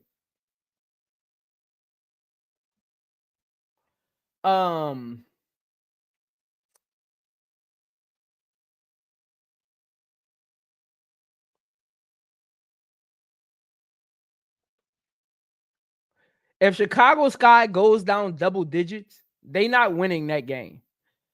And it starts with Tylermarsh. He hasn't created a culture of play, don't quit. He hasn't created a culture of we play hard, start to finish. And that's the only way you come. See, you don't come back. People think you come back down double digits from just making shots. That's not how that works. You also have to mentally beat the other team within a time span and go on a run. Mentally, you have to get to a team because you have to force them to miss shots and you have to make shots. Chicago Sky always tries to shoot themselves back into games, and that's how they get blown out. You can't shoot yourself back into a game. You have to play hard and let your effort be the determining factor. You can't, first of all, Chicago doesn't have the players to shoot themselves back into a game. Chicago has to play with effort, few mistakes, and togetherness. That's the only way they can beat any team 500 or better. Now, they can beat on any given night, honestly, they can beat the Valkyrie on any given night, but the way the Valkyrie are playing, I don't think Chicago can beat the Valkyrie. I'm gonna just be honest. I don't think Golden State would lose to the Chicago Sky, because Golden State is a team that makes a lot of threes and they play hard. Golden State is in the same bucket with the Mystics. Connecticut.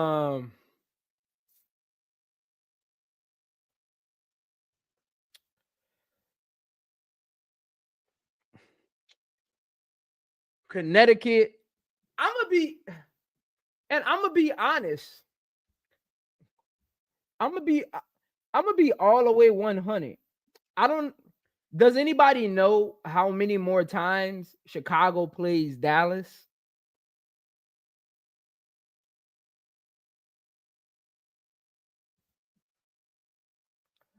Does anyone know? Someone find that out for me, because honestly, if they play them 2 more times, I wouldn't be shocked if Dallas beats them twice. Because Paige is getting better. Shout out to Paige, man. Maybe Paige needed that concussion, because Paige been balling since she came back from that concussion.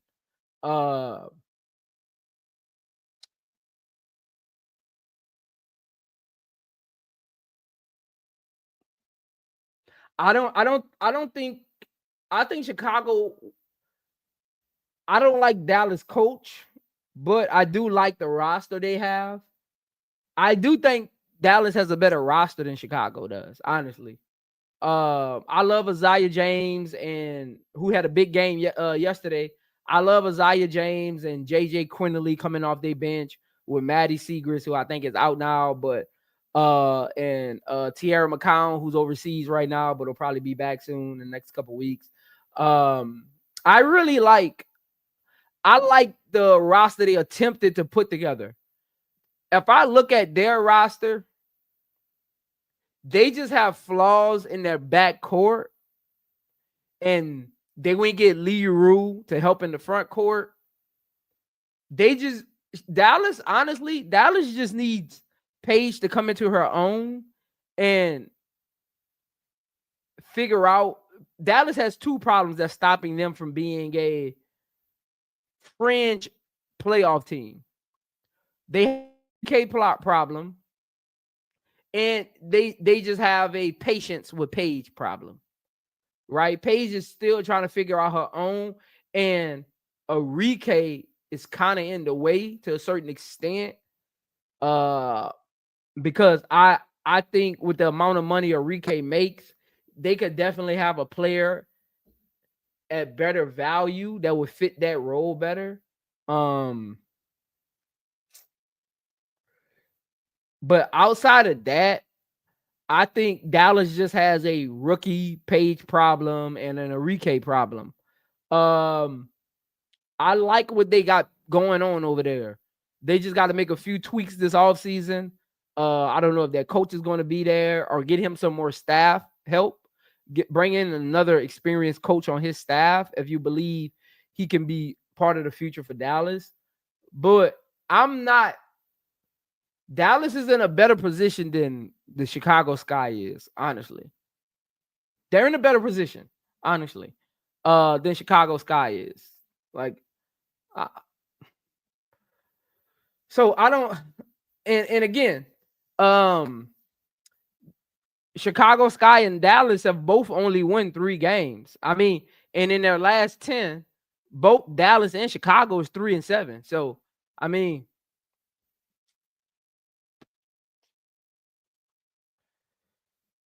they both have some of the same issues, young team.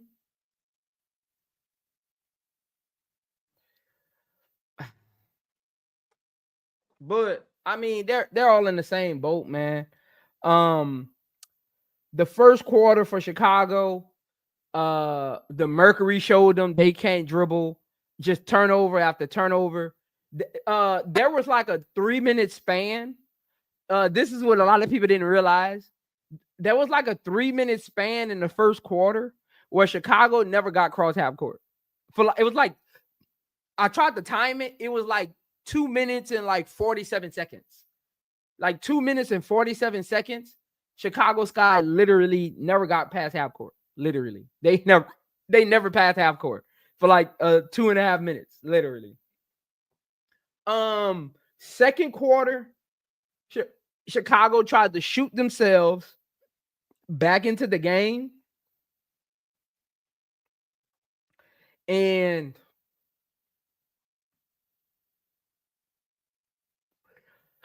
the Mercury were really trying to let him, because Satu was out there playing ISO basketball. AT and Khalil Copper was on the bench. They had both the rookies out there on Phoenix, McConney and what you call them. In that second quarter, Chicago had every opportunity to get back in that game. And they tried to do it by just making a bunch of shots and not playing defense.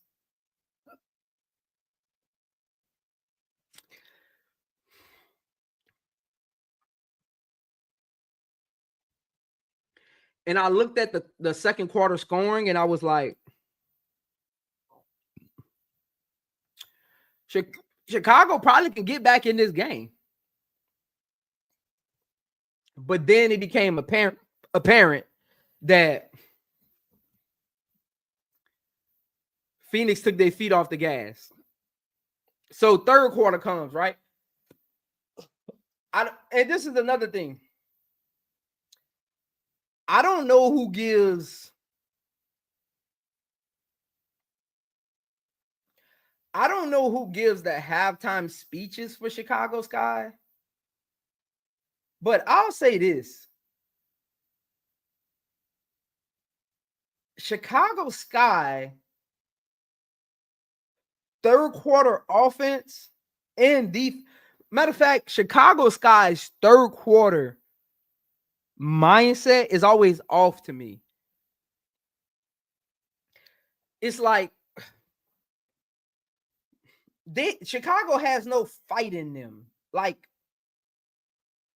they need to get somebody else to give the halftime speech.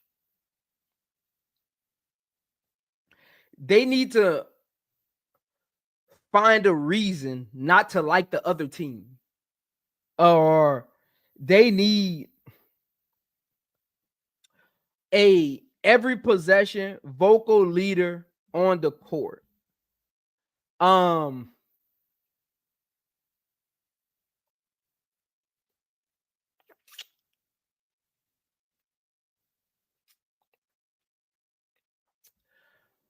I'll say this. I'll say this. And look. Some people might not agree with this. Some people might see where I'm coming from. And this is the reason I'm bringing this up, because I just said I gave you 3 examples of the third quarter. They need to find a reason to hate the other team coming out of halftime, or they need to find somebody else to give the halftime speech, or they need to find a better way to be more vocal on the court in the third quarter. And I'll say this. I'm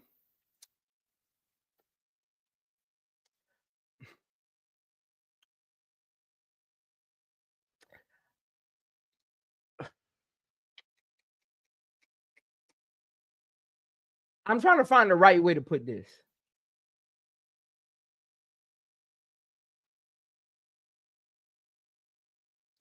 I need Angel Reese to talk to her own team a little more.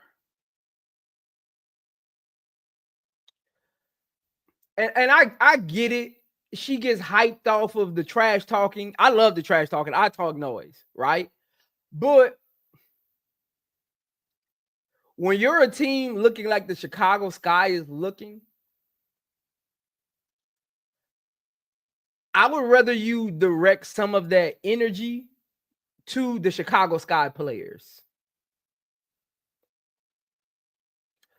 Like, if somebody gets beat on a dribble drive, that same veracity you have for when you get an and one or a rebound, I need you to have some of that same level of energy for the players when they're not boxing out, when they make a ill-advised pass, or they don't get back on defense. I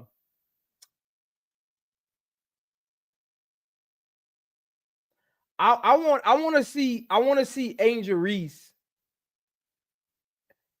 I want to see Angel Reese take on the onus of being more verbal on the court with the Chicago Sky players.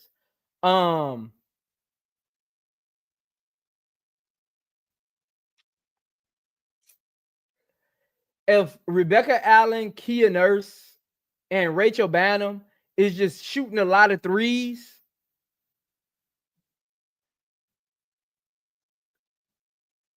you have to put them in check. Whether they like it or not, you have to put them in check. And when it comes to vocal leadership, you know what always worries me? And I had this conversation the other day with one of my homeboys, who play ball too. Why do people always equate vocal leadership with experience?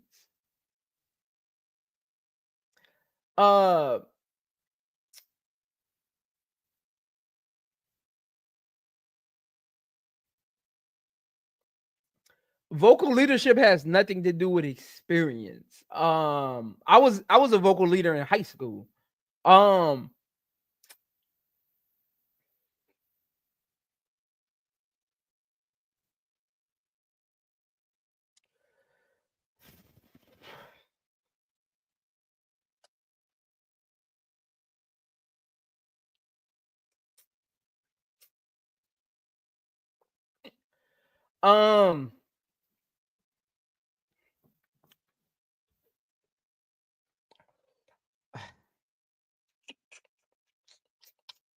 And K-Stone, I get that. K-Stone say Angel is trying to balance, not being called a cancer, if anything.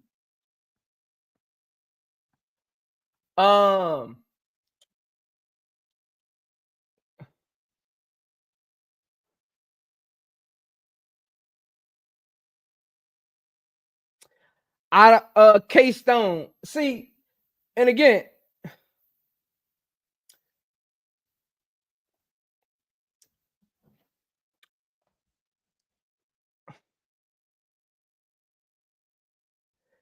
being look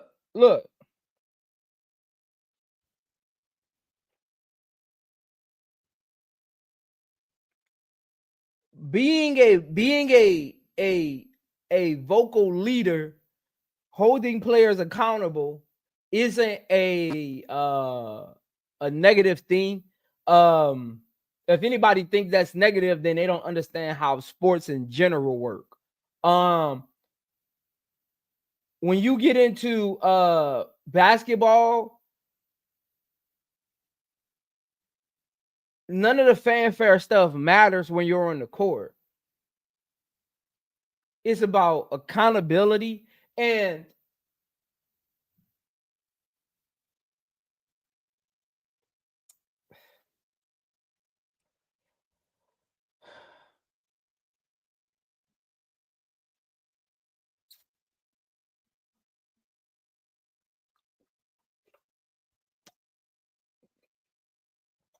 it's a tricky situation, right? Because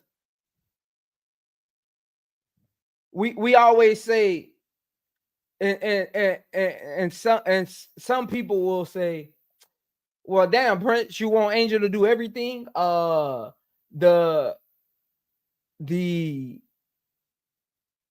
coaching staff is stopping her from being vocal, or the players just don't believe in her.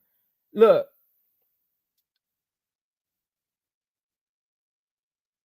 I don't think none of that has anything to do with what I'm saying. Like 2 years in the league doesn't have anything to do with what I'm saying. The coaching staff and the organization being incompetent has nothing to do with what I'm saying. Her being a utility knife on the court has nothing to do with what I'm saying. It's more of, I need her to get experience and more comfortable and consistent with it. Because see, this is what I've always been saying from the beginning.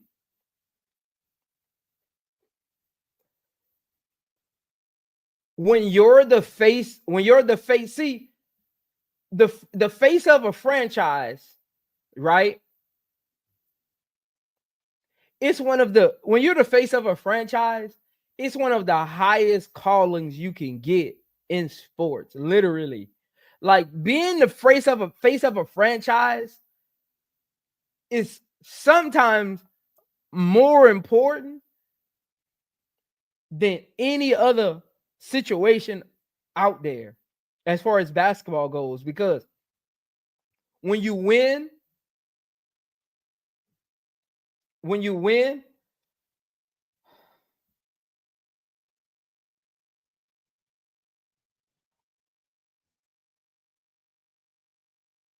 when you win, you get praise. When you lose, you get bulk of the blame. That's all the responsibilities of being the face of a franchise. And Miss Goody Two Shoe. See,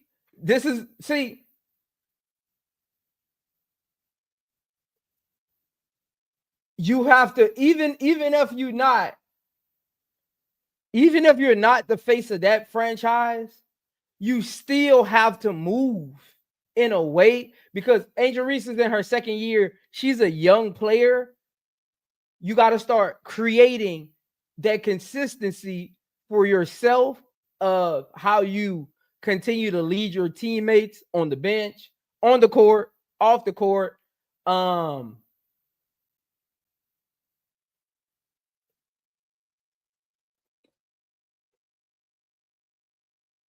You have to you have to you have to overcome whatever is going on around you as you kind of progress into what you want to become. Um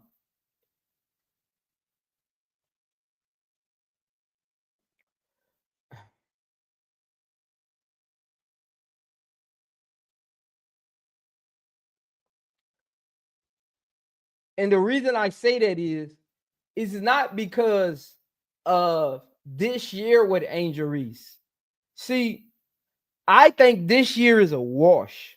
I think this year is pretty much done.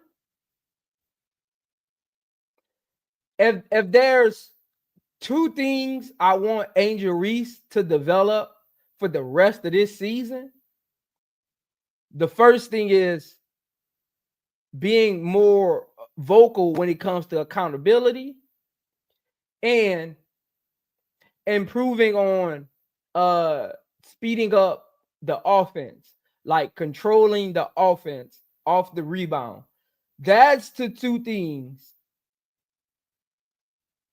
That's the two things that I want Angel Reese to develop this season, because I pretty much think this season is a wash.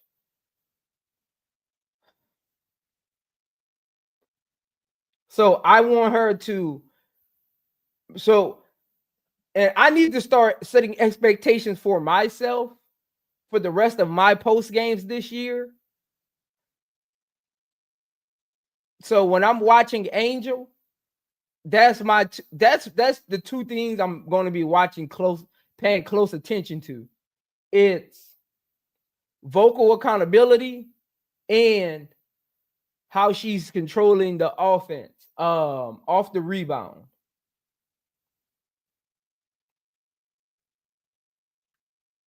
With Camilla, I'm still going to be paying attention to how consistent she is throughout the season at playing a hard start to finish and her rebounding. That's the two areas for Camilla.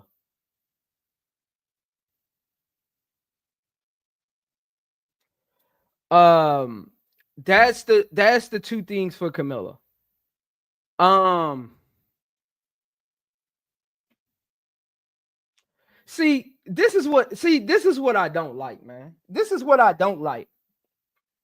Jackie said, Zoe, how do you know she's not doing that? Angel is smart, but the team members want to do what they want to do. You're on the outside looking in. This is let me tell y'all what I don't like about YouTube. You come here, Jackie, you come to my channel for my assessment of what I'm seeing. But then you disagree with what I'm saying. I don't understand. See, that's why I made a post. If it has nothing to do with X's and O's, I'm not having a conversation because stuff like this starts happening. You came to it's called iamzomedia. This is Chicagosky postgame assessment from the mind of Prince.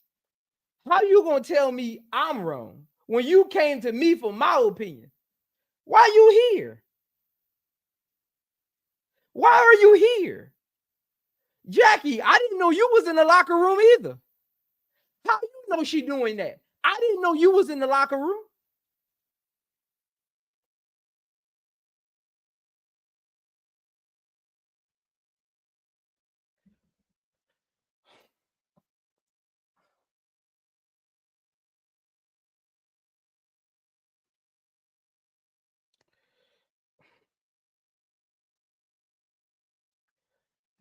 And you see, this right here is another reason.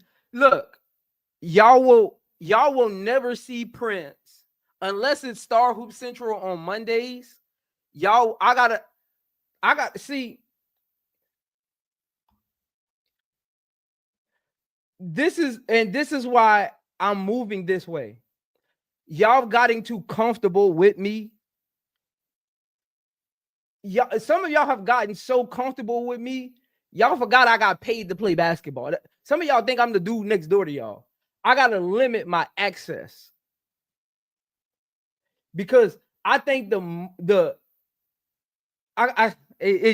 so y'all will never see me on another panel unless it's Star Hoop Central. Y'all will never see me on another channel unless it's Star Hoop Central.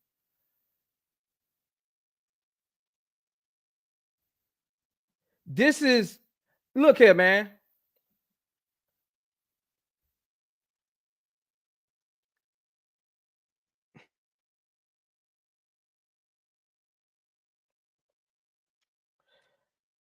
Show me, and this is another thing that people misconstrued about me. I get into conversations with people all the time. Why do you have to feel like I feel I'm always right because I talk eloquently? Because you don't see a black man like me who can break down the game that eloquently. You usually see these white dudes on ESPN do it. See, y'all be fighting against your own mindset. Anybody who says Prince always thinks he's right, you're literally telling me how you think about yourself. Don't put my judgment and knowledge of the game onto you. If you feel you got a better take, you can start a YouTube. You can send me an email and say, hey, Zoe, I want to come on your panel and discuss this take. I feel like I could approach it from a different angle. I don't understand that. Find me.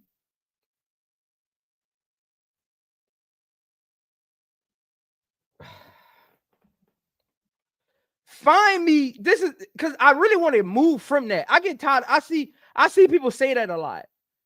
You're fighting against your own insecurities when you say that. That's very weird. I've never in my life went on somebody's panel or even watched somebody's panel in my life and said, they think they always right. No, it's their take. See, this is why I'm limiting my access. And watch when I limit my access, watch how the conversations change. Watch how the topics change. Watch how the movement in these circles change. Again, behind the scenes, y'all don't know how much I've done. That's why I say, I'm not. Look here, man. This is one thing we got to stop doing. We got to stop doing this. Because LeBron is my GOAT. And people who have had conversations with me about LeBron will tell you, Zoe ain't one of them fanfare pundits. I don't idolize nobody. I don't feel like somebody can't do something right. If you come to me with an honest take about LeBron, I'm going to say, you're right. It's basketball. Nobody is perfect. I analyze the game. And that's another thing. That's another reason why I'm about to stop doing all of that. Because y'all put me in the bucket with everybody else. The description to my channel literally says film room breakdowns and basketball analytics. When I talk, y'all put me in the bucket with everybody else YouTube channel who just cover the news. I do breakdowns. What is so confusing about that for y'all? I'm not targeting nobody when I do a breakdown. I'm not disrespecting nobody when I do a breakdown. I'm not taking nothing away from nobody when I do a breakdown. How is that so hard for y'all to understand? Y'all want me to get on here and say, this person is perfect. This person does everything. It's everybody else's fault. That's not even the type of channel I have. I don't understand. Are some of y'all illiterate? I literally do breakdowns. Are some of y'all illiterate? I feel some of y'all are illiterate. I'm not explaining myself no more after today.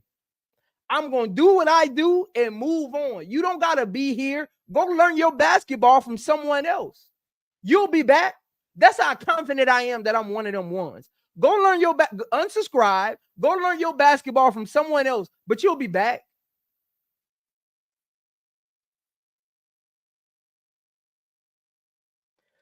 That's crazy. That is wild. Hey, but appreciate it. Chicago postgame, man. Y'all be cool. Y'all be smooth.